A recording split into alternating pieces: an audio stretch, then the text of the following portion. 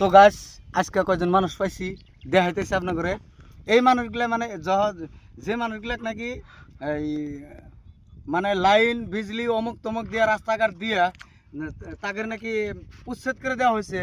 তে এই মানুষগুলা মানে শহরের মানুষগুলা মানে আছে এই জায়গা তাদের জিজ্ঞাসা করবো তাদের মানে অন্তরের প্রতিভাটা কি।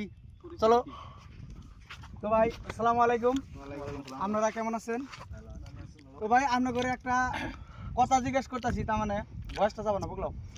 তার মানে একটা কথা জিজ্ঞেস করতেছি কোনটা, যে শহরের মানুষের যে উচ্ছেদ করে নাই আর কামের মানুষের যে উচ্ছেদ করছে, তার মানে এর উদ্দেশ্যটা কি? হেমন্ত মামা চাই কি একচুয়ালিতে আপনার ঘরে যে এনে উচ্ছেদ করবেন নাকি এনে আসার সাহস আছে না হেমন্ত মামার?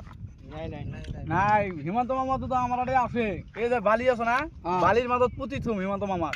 তো guys like share comment follow. ওর এটা কথা আপনালোকে কৈ আছো আমি, ইয়াতে চহৰত হিমন্ত মামা যদি আহি পায় তেনেহ'লে হিমন্ত মামাৰ কথা দিগদাৰ আছে, কিন্তু কায়মত উচ্ছেদ কৰিব পাৰে।